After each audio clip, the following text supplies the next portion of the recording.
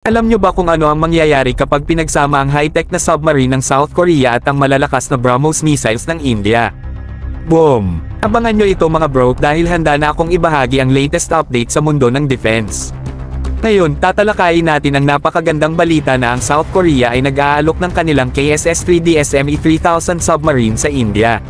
Pero hindi lang yan, may mas exciting pa. May built-in capability itong i-integrate ang BrahMos anti-ship at land attack supersonic missile na gawa ng India.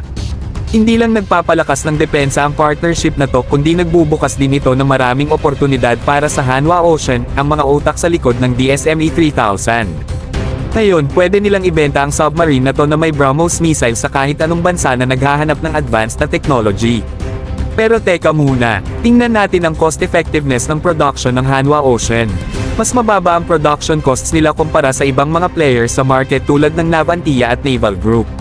Ibig sabihin pwede rin makuha ng bansa tulad ng Pilipinas ang 3,000 tons, 83.5 meters long KSS-3 DSME-3000 na ito sa mas abot kayang presyo ng hindi nasesayra ang kalidad. At sa usapang integration, sky's the limit. Kung mananalo ang Hanwha Ocean sa India, posible na talagang magkaroon ng integration ng BrahMos missile sa kanilang mga submarines.